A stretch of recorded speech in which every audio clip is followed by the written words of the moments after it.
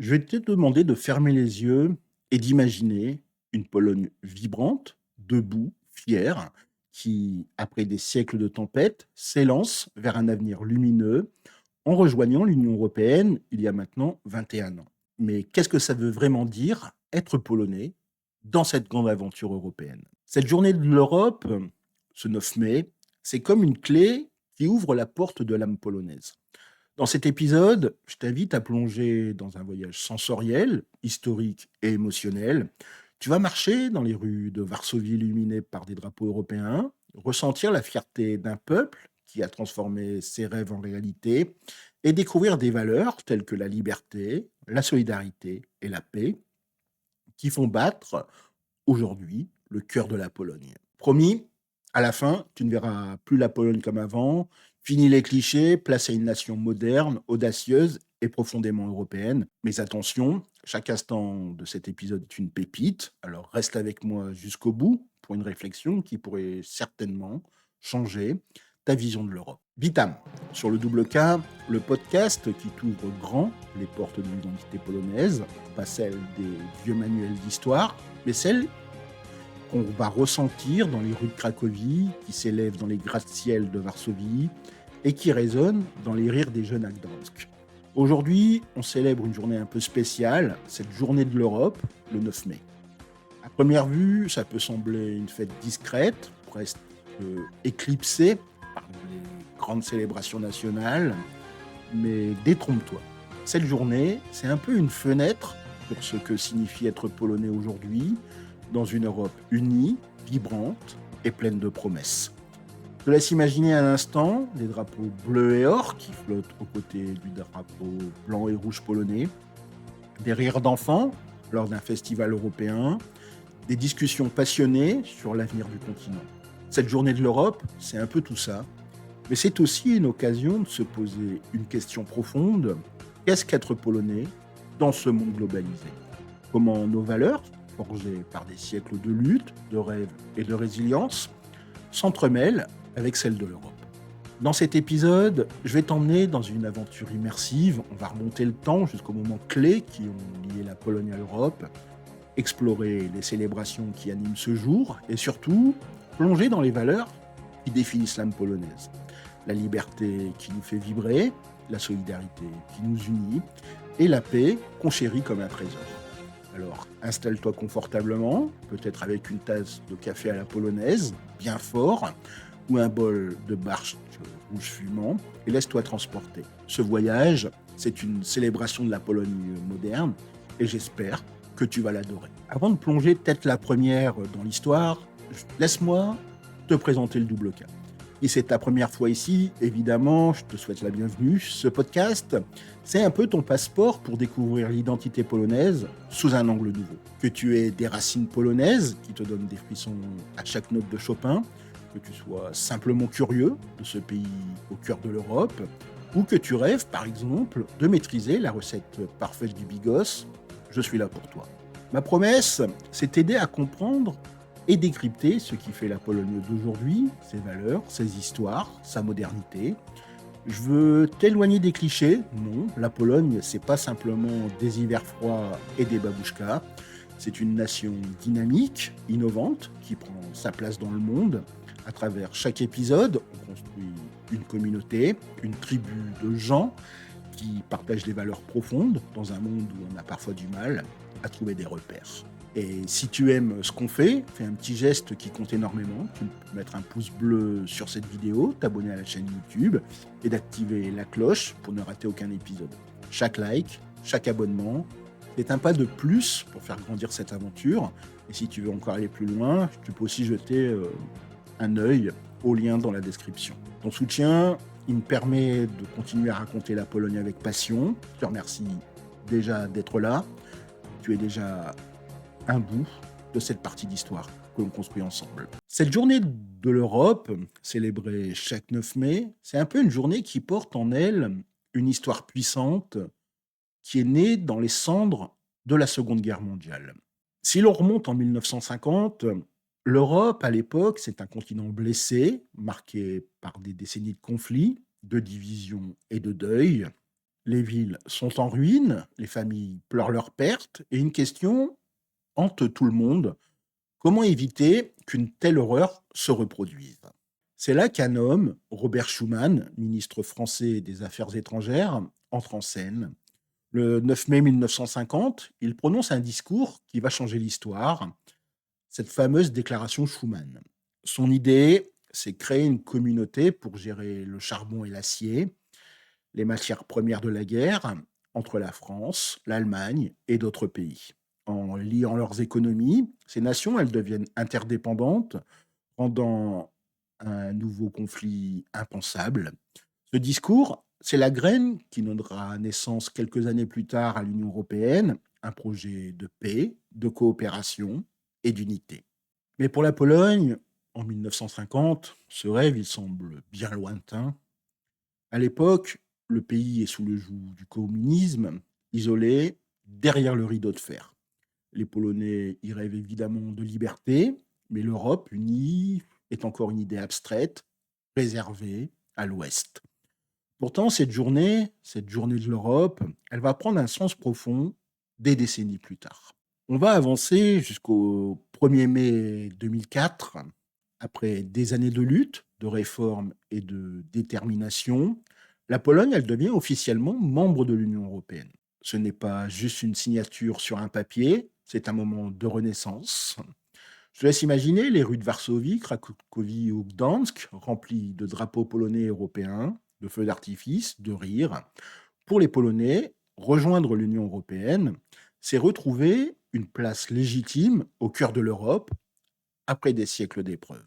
Cette journée de l'Europe en Pologne, c'est donc une célébration de ce retour, mais aussi des valeurs qui lient la Pologne à l'Europe, comme la paix, si durement gagnée, la liberté, si chèrement défendue, et la solidarité, si profondément ancrée. C'est une journée qui nous rappelle que l'Europe, c'est plus qu'une union politique, c'est un peu une famille, et la Pologne en est un membre vibrant. Pour comprendre comment on en est arrivé là, il faut plonger dans l'histoire. Accroche-toi, ça va être intense. Pour saisir toute la portée de cette journée de l'Europe en Pologne, il faut remonter le fil d'une histoire extraordinaire, une saga de résilience, de courage et de rêves réalisés. La Pologne, c'est un pays qui a connu des épreuves que peu de nations peuvent imaginer. Au XVIIIe siècle, elle est effacée de la carte, partagée entre la Prusse, la Russie et l'Autriche. Au XXe siècle, elle endure l'horreur de l'occupation nazie, puis des décennies d'oppression communiste. Mais à chaque fois, les Polonais se relèvent, portés par une foi inébranlable en leur identité et en leur droit à la liberté. L'idée d'une Europe unie, pour les Polonais, ça n'a jamais été un luxe, c'était une nécessité, un horizon d'espoir. Pendant les années sombres du communisme, l'Ouest, ça représentait un monde de liberté, de prospérité et d'opportunité. Et quand le rideau de fer commence à trembler, la Pologne est en première ligne. En 1980, tu as le mouvement Solidarność qui est né dans les chantiers navals de Gdansk, qui allume cette étincelle. Ce syndicat, mené par des figures comme Lech Wałęsa, ça devient un symbole de résistance, non seulement pour la Pologne, mais pour toute l'Europe de l'Est. En 1989, l'impossible devient réalité. La Pologne organise ses premières élections semi-libres, ce qui est un tournant historique pour le pays à l'époque. Le communisme, il va s'effondrer et le pays va entamer une transition vers la démocratie et l'économie de marché. Mais rejoindre l'Europe, au sens plein, demande encore des années d'efforts. En 1994, la Pologne, elle va déposer officiellement sa candidature pour intégrer l'Union européenne. Les négociations, qui seront lancées simplement en 1998, sont un défi colossal. Il faut moderniser l'agriculture, harmoniser des milliers de lois, transformer une économie encore marquée par des décennies de centralisation. C'est dans ce contexte qu'une figure emblématique va émerger, c'est Bronisław Geremek, qui est historien, intellectuel, ancien dissident de Solidarność. Geremek, il devient ministre des Affaires étrangères de 1997 à 2000. Cet homme, avec ses lunettes rondes et son regard perçant, il incarne l'espoir d'une Pologne européenne. Ayant lui-même connu la répression communiste, il sait ce que signifie lutter pour la liberté. Son rôle, c'est guider la Pologne vers l'UE et l'OTAN, tout en convainquant le monde que son pays est prêt. En 1998, Guérémec, il devient d'ailleurs le premier Polonais à recevoir le prix Charlemagne. C'est une distinction prestigieuse pour ceux qui œuvrent à l'unité européenne. Lors de son discours à Aix-la-Chapelle, il prononce des mots qui résonnent encore. L'Europe n'est pas seulement une construction politique, c'est un rêve qui donne du sens à nos combats, un horizon qui nous pousse à agir. Ces paroles, elles vont captiver l'esprit de la Pologne à ce moment-là, un pays qui refuse de rester à la périphérie, qui veut être un acteur central de l'Europe. Les négociations avec l'UE, elles sont un véritable marathon. Les équipes polonaises, menées par des figures comme Guérémec et le négociateur en chef Jan Koułakowski, ils travaillent sans relâche. Il faut convaincre les 15 membres de l'Union européenne, répondre aux inquiétudes des agriculteurs polonais et surmonter les doutes d'une population marquée par des années de méfiance envers les institutions. Mais la Pologne, elle tient bon. En 2002, les négociations s'achèvent enfin et le traité d'adhésion est signé le 16 avril 2003 à Athènes. Le moment décisif, il va arriver les 7 et 8 juin 2003. Les Polonais y sont appelés à voter lors d'un référendum pour approuver l'adhésion à l'Union européenne. Les débats sont évidemment passionnés. Certains craignent une perte de souveraineté, d'autres voient une chance unique. Quand les résultats tombent, c'est un peu une vague d'émotions. Tu as 77,45% des votants qui disent oui à l'Europe, avec une participation de 58,85%. Le 1er mai 2004, la Pologne, elle devient officiellement membre de l'Union européenne aux côtés de 9 autres pays. À Varsovie, la place Pilsudski s'illumine de feux d'artifice et les cloches de certaines églises se mettent à sonner. Tu as aussi les drapeaux polonais avec leur blanc et rouge éclatant qui dansent aux côtés du bleu étoilé de l'Union européenne. Tu as les jeunes qui chantent, les anciens pleurent d'émotion. Après des siècles d'isolement, de division, la Pologne est de retour, non pas en marge, mais au cœur de l'Europe. Cette journée de l'Europe, elle célèbre un petit peu ce moment historique, mais aussi tout ce que la Pologne a apporté à l'Union européenne depuis. Son dynamisme, sa créativité, ses valeurs. Bronisław Geremek, tragiquement disparu en 2008, ne verra pas la Pologne d'aujourd'hui, mais son rêve, il vit dans chaque Polonais qui voyage sans visa, qui étudie à l'étranger, qui construit un avenir européen. Cette histoire, c'est la nôtre et elle continue. Alors, comment les Polonais vivent-ils cette journée aujourd'hui? Laisse-moi t'emmener dans leur rue. Je te laisse fermer les yeux et transporte-toi dans la Pologne du 9 mai 2025. Le printemps est là, les lilas embaument l'air et une brise douce caresse les pavés des vieilles villes. Cette journée de l'Europe n'est pas une fête tapageuse comme la fête de l'indépendance, mais il a une magie bien à lui. Dans les grandes villes, Varsovie, Cracovie, Wrocław, Gdansk, l'atmosphère, elle s'anime d'une énergie européenne, un mélange de fierté nationale et d'ouverture au monde.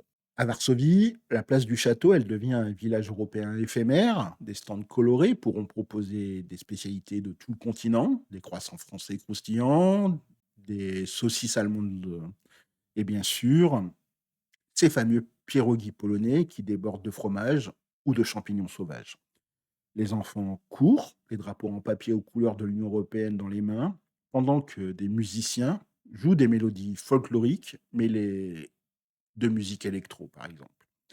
La Commission européenne, elle organise aussi des ateliers. Tu peux apprendre comment les fonds de l'Union européenne ont financé cette autoroute que tu as empruntée ou cette école flambant neuve dans ton quartier.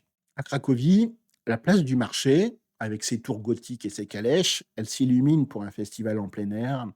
Des groupes locaux qui pourront reprendre certains classiques européens et une chorale pourra entonner l'Ode à la joie, cet hymne de l'Union européenne, sous les applaudissements. Les étudiants, perchés sur des bancs, discutent avec des eurodéputés venus partager leur vision de l'avenir. Mais cette journée de l'Europe, soyons honnêtes, n'est pas célébrée partout avec la même ferveur. Dans les petites villes ou les campagnes, certains Polonais, ils peuvent se sentir éloignés de ces festivités, perçues comme urbaines ou élitistes. Les agriculteurs, par exemple, ont parfois critiqué les politiques européennes, comme les normes environnementales ou les importations ukrainiennes. Pourtant, même là, l'Union européenne est présente dans les tracteurs modernes financés par des subventions, dans des routes asphaltées qui relient les villages, dans les bibliothèques rurales équipées de Wi-Fi. Pour les jeunes, en revanche, cette journée de l'Europe, c'est un peu une fête de la liberté. C'est la liberté de prendre un train pour Berlin sans passeport, de décrocher une bourse Erasmus pour étudier à Lisbonne, de lancer une start-up avec des partenaires suédois. À Wrocław, c'est un peu cette ville symbole de l'ouverture. Les étudiants organisent des projections de films européens en plein air, sous les étoiles, avec des discussions animées autour d'un feu de camp. Ce qui rend ces célébrations si uniques, c'est leur façon de mêler l'identité polonaise à l'esprit européen. Tu peux porter un t-shirt avec l'aigle blanc polonais, tout en agitant un drapeau de l'Union européenne, chanter Mazurek, Dombrowskiego et Ode à la joie dans la même soirée. Cette journée de l'Europe, c'est un peu un pont entre notre passé, marqué par les luttes, et notre avenir, ouvert sur le monde. Et c'est là qu'on touche aux valeurs qui font la Pologne d'aujourd'hui. Prépare-toi, c'est le moment certainement le plus intense de l'épisode. Cette journée de l'Europe, c'est pas simplement une date sur un calendrier ou une série d'événements festifs.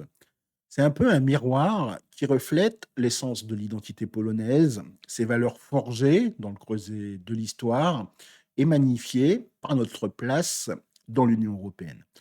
Laisse-moi t'emmener au cœur de cet univers, parce que c'est ici que tu vas sentir ce qui fait vibrer la Pologne. Voici 5 valeurs fondamentales ancrées dans notre passé, vivantes dans notre présent et projetées dans notre avenir. Premièrement, tu as cette liberté, cette flamme inextinguible. Si tu devais choisir un mot pour définir la Pologne, ce serait probablement liberté. Depuis les insurrections du 19e siècle contre les empires qui nous ont déchirés, jusqu'à la résistance héroïque pendant la Seconde Guerre mondiale, en passant par les grèves de Solidarność dans les années 80, les Polonais, ils ont toujours lutté pour leur droit à exister, à décider, à rêver. Rejoindre l'UE en 2004, c'était comme allumer une torche dans l'obscurité après des décennies d'oppression communiste. La Pologne, elle a retrouvé sa voie, sa place, sa liberté. L'Union européenne, avec ses institutions démocratiques, ses lois protégeant les droits humains, elle garantit que cette liberté reste vivante. Je te demande de penser à ça. Grâce à l'Union européenne, tu as des milliers d'ONG polonaises qui reçoivent des fonds pour promouvoir l'éducation, la liberté d'expression, l'égalité. Le programme Erasmus, par exemple, il a permis à plus de 20 000 étudiants polonais en 2023 de découvrir le monde, de confronter leurs idées, de revenir avec une vision plus large. Et cette liberté, c'est aussi celle de débattre, de critiquer, même l'Union européenne elle-même, parce que la Pologne, c'est un pays qui n'a jamais peur de dire ce qu'il pense, et l'Europe nous donne l'espace pour le faire. Deuxièmement, tu as la solidarité, ce cœur grand ouvert. Si la liberté est notre flamme, la solidarité, c'est un peu notre cœur. Tu connais Solidarność, ce mouvement qui, dans les chantiers navals de Gdansk, a montré au monde qu'un peuple uni peut changer l'histoire. Cette valeur, c'est un peu l'ADN polonais, et l'Union européenne, elle nous offre une scène pour l'exprimer à l'échelle du continent. Je te demande de regarder ce qui s'est passé avec la guerre en Ukraine. Depuis 2022, la Pologne, elle a accueilli plus de 3 millions de réfugiés, des femmes, des enfants, des familles fuyant l'horreur. Dans de nombreuses villes, des bénévoles ont distribué de la nourriture aux arrivants, des écoles ont ouvert des classes pour les enfants ukrainiens, des familles polonaises ont partagé leurs toits. L'Union européenne a soutenu cet élan avec des milliards d'euros, mais l'initiative, au départ, elle venait des Polonais, de leur instinct de tendre la main. Cette solidarité, c'est ce qui fait de nous des Européens. Quand un pays souffre, la Pologne répond et l'Union européenne amplifie par la suite cet effort. C'est un peu un cercle vertueux qui reflète ce qu'on est, Un peuple qui sait ce que c'est que de souffrir et qui refuse de laisser les autres seuls face à l'adversité. Troisièmement, tu as la paix, qui est un petit peu ce trésor sacré. Après des siècles de guerre, d'invasion, de destruction, la paix est pour les Polonais un bien plus précieux que l'or. La Pologne, elle a vu ses villes rasées, ses familles déchirées, son avenir menacé. L'Union européenne, c'est avant tout un projet de paix, et la Pologne, elle y tient comme à la prunelle de ses yeux. En tant que membre de l'Union européenne, la Pologne, elle contribue évidemment à la sécurité européenne. Elle participe à des missions de maintien de la paix, comme au Mali ou au Liban, sous l'égide de la politique de sécurité et de défense commune, la PESC. Mais la paix, c'est aussi dans ces détails du quotidien, des frontières ouvertes, où tu passes de Pologne en Allemagne sans même t'en rendre compte, des marchés où les produits polonais côtoient ceux d'Italie et d'Espagne, des amitiés nées lors d'un échange Erasmus, par exemple. Cette journée de l'Europe, elle nous rappelle que cette paix, si fragile, c'est un trésor qu'on protège ensemble. Chaque drapeau européen qui flotte ce jour-là, c'est un symbole de ce vœu partagé. Plus jamais la guerre, plus jamais la division. Quatrièmement, tu as la prospérité, qui est un peu une métamorphose éclatante. L'Union européenne, c'est aussi une histoire de prospérité. Et là, la Pologne, elle a de quoi être fière. Depuis 2004, le pays il a vécu une transformation fulgurante. Selon le Polish Economic Institute, les Polonais sont 40% plus riches grâce à l'adhésion à l'Union européenne. Entre 2004 et 2023, la Pologne a reçu 245,5 milliards d'euros de fonds européens investis dans des autoroutes, des hôpitaux, des écoles, des startups. Le PIB a doublé, passant de 350 milliards d'euros en 2004 à 700 milliards en 2023. Le chômage, qui frôlait quasiment 19% avant l'adhésion, est tombé aujourd'hui à 5%. Si tu as voyagé en Pologne récemment, tu l'as vu de tes propres yeux, les gratte-ciel de Varsovie, qui rivalisent avec ceux de Francfort, les trains à grande vitesse qui filent entre Cracovie et Gdansk, les cafés branchés où les jeunes entrepreneurs pitchent leurs idées, l'autoroute 1 qui relie la Baltique à la frontière tchèque. C'est un symbole de cette nouvelle Pologne, fluide, connectée, ambitieuse. Sans les fonds européens, ces projets, ils auraient été des rêves bien lointains. Et toi, tu as peut-être aussi remarqué ces changements dans ta ville ou dans celle de tes grands-parents. Cette prospérité, c'est un peu la Pologne qui se projette dans l'avenir, qui prouve au monde qu'elle n'est pas juste un pays de tradition, mais une puissance moderne. Cinquièmement, c'est l'échange culturel, cette mosaïque vivante. L'Union européenne, c'est un peu une explosion de couleurs culturelles. Être polonais aujourd'hui, c'est chérir ses racines, la langue, les chansons folkloriques, les fêtes traditionnelles, tout en s'ouvrant au monde. Grâce à la libre circulation, 1,5 million de Polonais vivaient dans d'autres pays de l'Union européenne en 2022, partageant leur culture et ramenant des trésors d'ailleurs.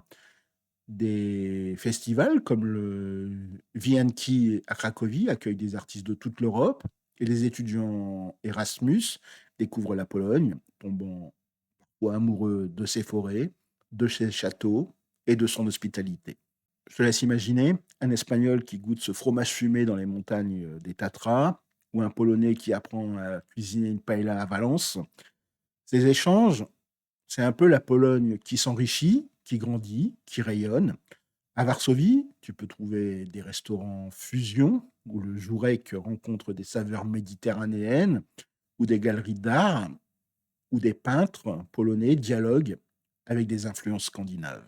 C'est un peu ça l'Europe, une mosaïque où chaque pièce compte et la Pologne est une pièce éclatante avec sa culture riche, son histoire profonde, son énergie débordante. Cette journée de l'Europe, elle célèbre cette richesse, cette ouverture, cette fierté d'être à la fois polonais et européen.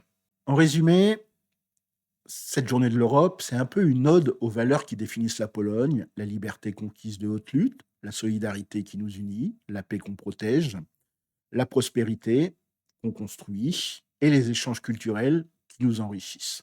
Ces valeurs, elles ne sont pas nées avec l'Union européenne, elles sont ancrées dans notre histoire, dans nos cœurs. Mais l'Union, Elle nous donne les moyens de les vivre pleinement, de les partager avec le monde. Ce jour-là, quand tu vois un drapeau européen flotter à côté du blanc et du rouge, je te demande de te souvenir, c'est l'histoire d'un peuple qui a rêvé grand et qui continue de rêver. On arrive au bout de ce voyage et j'espère que tu ressens un petit peu cette énergie, cette fierté, cette connexion avec la Pologne moderne. Cette journée de l'Europe, c'est bien plus qu'une commémoration. C'est une célébration de l'histoire, des valeurs et de l'avenir d'un pays qui a su transformer ses épreuves en triomphe. On a remonté le temps, les luttes de Solidarność à l'adhésion historique de 2004, portée par des visionnaires comme Bronisław Geremek. On a aussi flâné dans les rues de Varsovie et de Cracovie, où les drapeaux européens dansent avec les Polonais. Et surtout, on a plongé dans les valeurs qui font l'âme de la Pologne, la liberté, la solidarité, la paix, la prospérité et les échanges culturels. Mais cette histoire, elle n'est pas finie. La Pologne, elle continue d'évoluer, de surprendre, de prendre sa place dans l'Union en mouvement. Et toi, que tu sois polonais de naissance, de cœur ou juste curieux, tu as aussi un rôle à jouer dans cette aventure. Cette journée de l'Europe, elle nous rappelle qu'on est plus fort ensemble, que nos différences sont une richesse, que nos rêves communs peuvent changer le monde. Alors, je vais te demander de prendre un moment pour réfléchir. Qu'est-ce que l'Europe signifie pour toi? Est-ce que l'idée d'une Pologne moderne, ouverte et fièrement européenne te fait vibrer? Ou penses-tu qu'il y a encore des défis à relever pour que cette union soit parfaite? Je te demande de partager tes pensées dans les commentaires. Tes mots, c'est ce qui fait vivre notre tribu, ce qui nous unit autour de ces valeurs, et j'ai vraiment hâte de te lire. Avant de te laisser, un petit avant-goût de ce qui t'attend. Dans le prochain épisode, on va passer à la vitesse supérieure, au sens propre. On va parler des 10 choses que tu dois savoir sur l'identité polonaise. Ce sera certainement un moyen de voir un petit peu ces choses qui paraissent un petit peu bizarres pour les étrangers quand ils arrivent en Pologne, mais on essaiera d'analyser tout ça avec cet angle moderne. Et voilà, c'est déjà l'heure de se dire à bientôt, mais pas sans un immense merci. Je te remercie d'avoir embarqué dans ce voyage à travers cette journée de l'Europe et d'avoir exploré l'âme polonaise avec moi. Si cet épisode t'a touché, si tu as senti cette connexion avec la Pologne moderne, fais un geste qui fait toute la différence. Mets un pouce bleu sur la vidéo, abonne-toi à la chaîne YouTube K et active la cloche pour ne rater aucun épisode. Chaque like, chaque abonnement, c'est un pas de plus pour faire grandir notre tribu, pour continuer à raconter la Pologne d'aujourd'hui, une Pologne vibrante, loin des clichés. Et si tu veux encore aller plus loin, tu peux aussi regarder le lien dans la description. Ton soutien, c'est ce qui nous permet de plonger encore plus profondément dans ces histoires, de partager encore plus de passion. Je te remercie d'être là, tu es une part essentielle de cette aventure. On se retrouve très vite pour le prochain épisode. D'ici là, prends soin de toi et garde cette flamme polonaise bien allumée. En attendant, je te souhaite de passer une excellente journée. Biegonia, demain, do jutra, très bientôt, do zobaczenia.